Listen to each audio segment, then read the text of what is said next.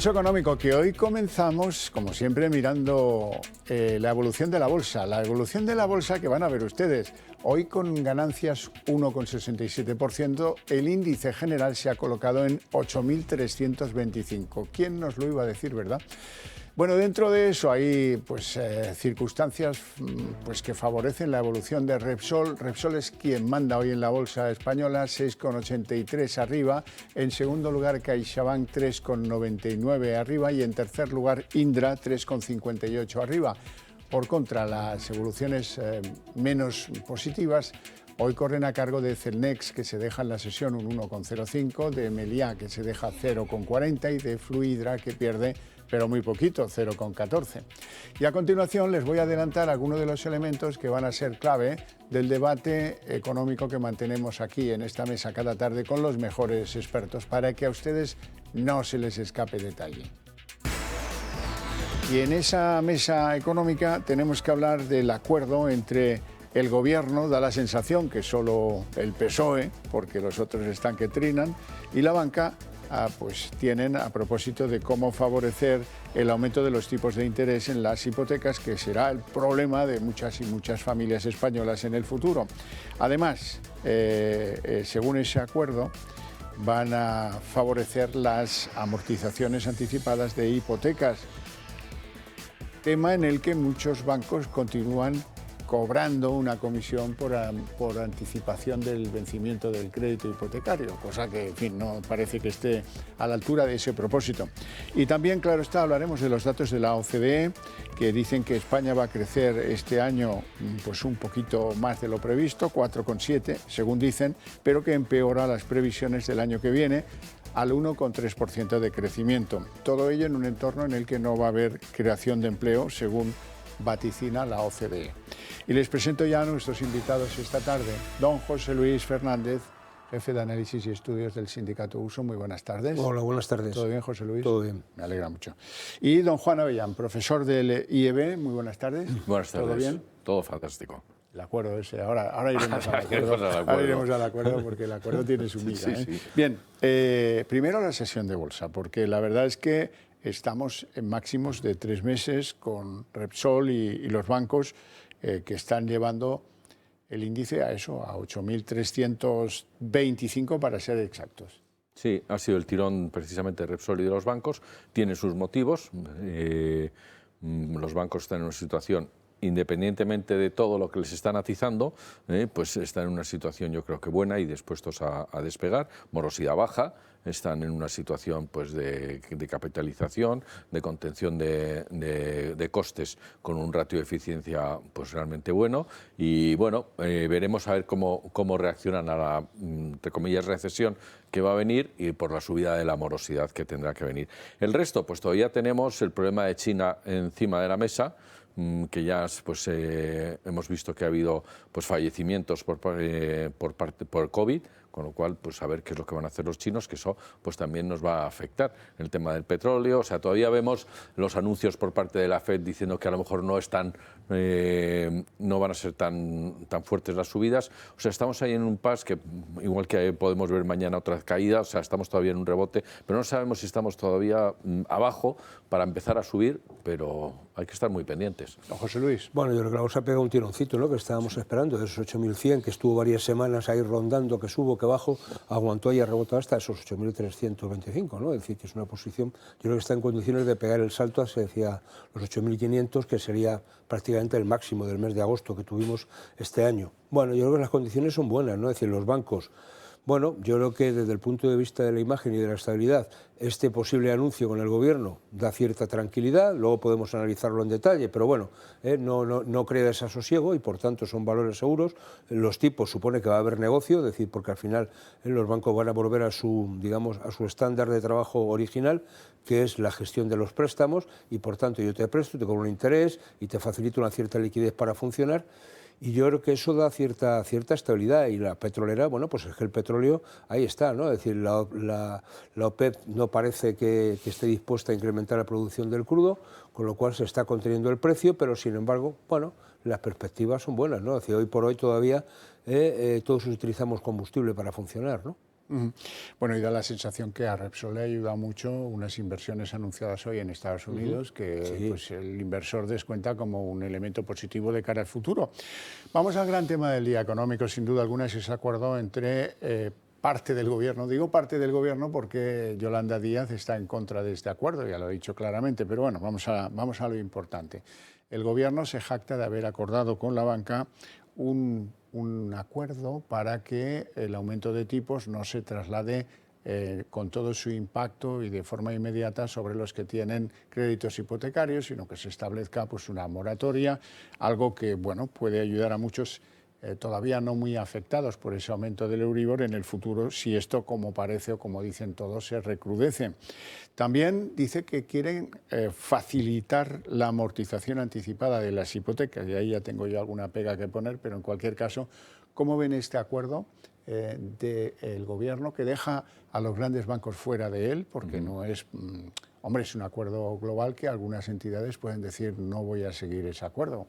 Aquí, después del impuesto que tenemos encima de la mesa, fuerte, que además es un varapalo para la banca, y un varapalo para la banca es un varapalo para las empresas, es un varapalo para los inversores, es el engranaje que mueve la economía para todos. Lo que alegan es que hay que arrimar el hombro, otra vez más, y que si no, que se preparen por el alto coste reputacional que van a tener. Es decir, una vez más, la ministra de Economía atacando directamente a la banca, como hizo pues cuando hablaba de la España vaciada y cuando hablaba pues de situaciones pues realmente mal. No se puede tener una política así. Primero porque se ha hecho con prisas, no con prisas, sino con muchísima prisa. Tenía que estar esta semana para poder ir al Congreso y presentar algo. Es lo único que buscaban.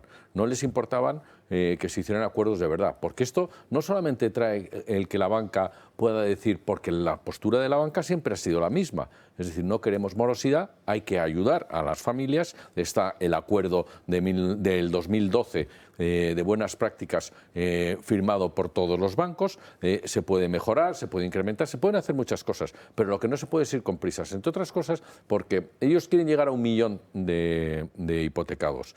Si llegamos a 1 millón de hipotecados y cogemos ese 1 millón de hipotecas y lo pasamos al Stake 3, es decir, los pasamos como créditos morosos, pues automáticamente nos estamos machacando el capital de los bancos, nos estamos machacando todo lo que es la solvencia de la banca española y además los resultados. Porque tienen que hacer reservas. Efectivamente. Entonces, esto no es tan fácil de hacer así. Esa es la razón de fondo por la que grandes entidades en materia de hipotecas de momento no han asumido este acuerdo. Es el caso de Santander, de BBVA y de CaixaBank, ¿no? Sí, efectivamente. Y las medidas son muy parecidas a las que se toman en unas circunstancias de estas. Es decir, si una pareja, uno de los dos, deja de trabajar, pues automáticamente el director o el responsable del banco se sienta con esa familia y dicen, oye, pues vamos a retrasarlo, vamos a ver cómo podemos hacerlo y en qué circunstancias se puede hacer. Porque el primero que está interesado en no ejecutar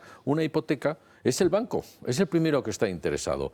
Pero hay que llegar a acuerdos, sí, por supuesto que hay que llegar a acuerdos y hay que mejorar las circunstancias y hay que llegar a arreglos, pero lo que no se puede hacer es que todo esto dependa única y exclusivamente de que el gobierno quiera que por narices esté hoy para poderlo presentar mañana en el Congreso de los Diputados y decir, oiga, miren ustedes, que le hemos dado otra vuelta de tuerca a la banca.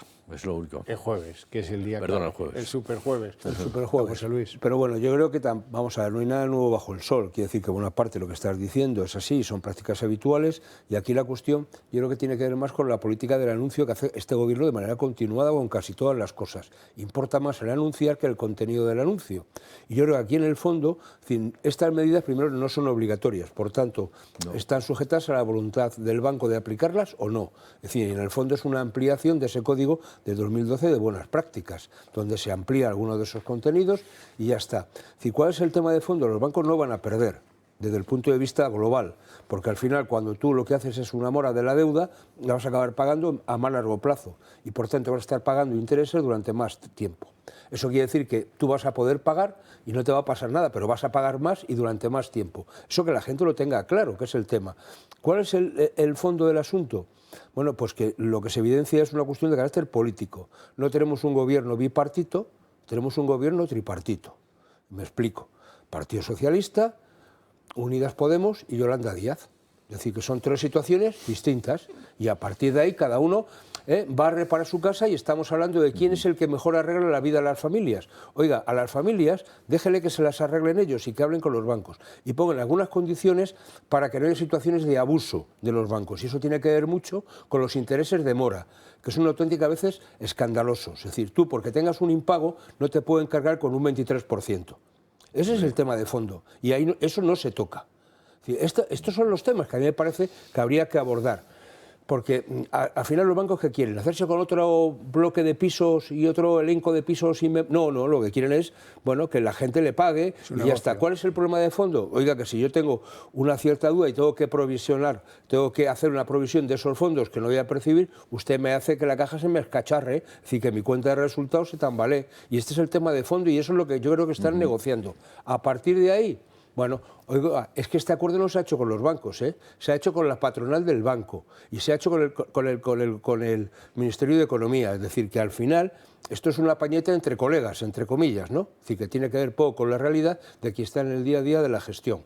Con lo cual, todo lo que sea ayudar a la gente a que salga de la situación en que nos vamos a meter, que todavía no estamos metidos, bienvenido será, pero que menos apuntarse tantos y ser un poquito más prácticos. Bueno, usted, don José Luis, me obliga a contar qué es lo que dice Yolanda Díaz, porque ha salido por los dos lados de la mesa. Bien, la señora vicepresidenta segunda del Gobierno, al salir del Consejo de Ministros, donde se habla de este acuerdo como la gran octava maravilla, dice, 1.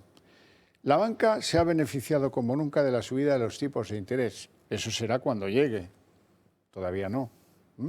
En segundo lugar, se pregunta ella, ¿las medidas que se adoptan sirven para que repartamos las cargas de la crisis? Humildemente creo que no. Pues chica, no sé yo, pero en cualquier caso, eso dilo en el Consejo de Ministros, cuando los otros están aireando el acuerdo, ¿no? Porque si no, bueno, ya la impresión de que cada uno va como pollo sin cabeza, pues ya es, la tienen todos los españoles cada día enfrente de sus narices, así es que tampoco revelamos nada nuevo. Vamos a avanzar. El segundo gran tema macro son las previsiones que hace la Organización para la Cooperación y el Desarrollo Económico, la OCDE, sobre España. ¿Y qué dice la OCDE sobre España? Pues lo más importante es que olvídense de que vaya a haber crecimiento del empleo, porque eso también es de cajón de pino, pero en cualquier caso está bien que nos lo diga alguien fuera, porque luego saldrá Escrivá diciendo que los datos de este mes son maravillosos, porque si miras, si apuntas a la escuadra y te entra el balón, va a ser un gol fenomenal. Bueno, la OCDE, ¿qué dice? Uno, que las previsiones de crecimiento de este año van a ser un poquito mejores y las dejan el 4,7%, pero que el año que viene, el año 2023, al revés, va a caer más de lo previsto, hasta el 1,3%. Vamos a verlo. Saltan las alarmas en la OCDE. El organismo avanza que la inflación se mantendrá hasta cerca del 5%, al menos hasta 2025. Desoye así las previsiones del Banco Central, que calcula un IPC del 4,8% para el 2023. España también será el último país de la zona euro en salir de la inflación. Se le calcula un 8,6% para finales de este año y un 4,8% para el 2024. Muy lejos del 2,7% de Francia, el 3% de Italia o el 3,3% de Alemania. Esto se debe a unas expectativas de crecimiento de los tres países, que se encuentra entre el 1 y el 1,5%. Las previsiones del PIB tampoco son muy buenas. La OCDE prevé una ligera mejora para finales de este año, llegando al 4,7% y un 1,2% para el 2023. Por lo tanto, no se prevé volver a niveles previos de la pandemia hasta como mínimo principios de 2024. Así España estará muy por encima del resto de países, mientras los cálculos de la Unión Europea y Estados Unidos se sitúan en el 0,5% en 2023 y en el resto del mundo en el 2,2%. Además, la OCDE prevé un crecimiento nulo de empleo para el próximo 2023, unas previsiones pésimas para nuestro país y con unos presupuestos que están muy lejos de la realidad. El gobierno estima que el crecimiento será del 2,1%, cifra que dobla la previsión de Bruselas. Además, se calcula que se volverá a los niveles de 2019 en la segunda mitad del año que viene y estima que la deuda pública se reducirá en 3 puntos de PIB hasta el 100,12% y con un déficit del 3,9%. Datos que a 2 días de aprobarse los presupuestos, ningún organismo sostiene las mismas afirmaciones. Y otra cosa interesante, la OCDE dice que no creen que vaya a haber una recesión de carácter global. Profesor Avellán.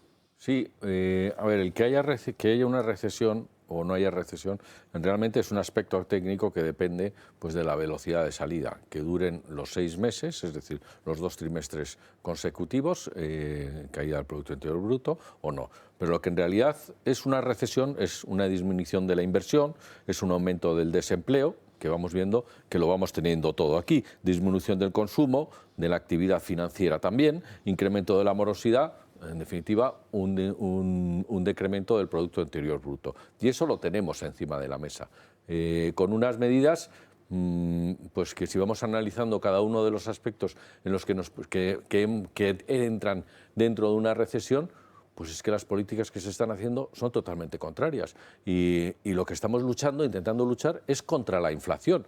Si por un lado se suben los tipos de interés para que se baje el consumo de una forma rápida y volver a salir otra vez después de que haya bajado la inflación, si los gobiernos de Europa lo que están haciendo son contramedidas para contrarrestar esa subida de tipos de interés, como la que acabamos de ver y como otras, donde lo que vamos a buscar ¿qué es? Subir el consumo, es decir, si subimos los tipos de interés porque tenemos una inflación del petróleo y es el gobierno el que da un cheque gasolina de 20 céntimos, pues desde luego lo que no vamos a hacer es parar la inflación con medidas inflacionistas totalmente, porque todas las medidas que se están tomando son inflacionistas. Con eso, lo que podemos hacer con esas medidas es precisamente alargar esa recesión y salir más tarde de ella. Eso es lo que es importante.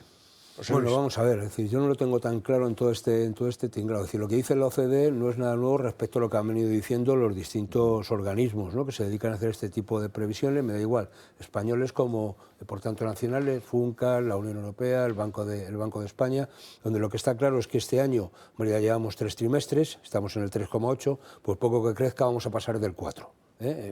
Por más que se nos dé el último trimestre del año, con lo cual, bueno, vamos a estar en ese entorno del 4, 4,1, 4,2. Bueno, no hay que ser ningún lince para acertar ahí. ¿Que nos vamos a quedar en el entorno del 1%, 1,1, 1,2 en el 2023? Prácticamente todos. ¿Eso qué tiene que ver directamente con el empleo? Que es que cuando estamos en los entornos del 1%, pues el empleo se estanca, es decir, nos quedamos como estamos, ni creamos. Tampoco se destruye mucho. Ahora, en cuanto bajemos un poquito del 1, seguramente empecemos a notar una destrucción masiva de empleo. Y ahí estamos en el límite. Por tanto, crecimiento de empleo y, por tanto, de cotizaciones y de ingresos por esa vía del empleo no se van a producir porque es un factor que contribuye. Más gente trabajando contribuye a más masa salarial y, por tanto, a mayor crecimiento.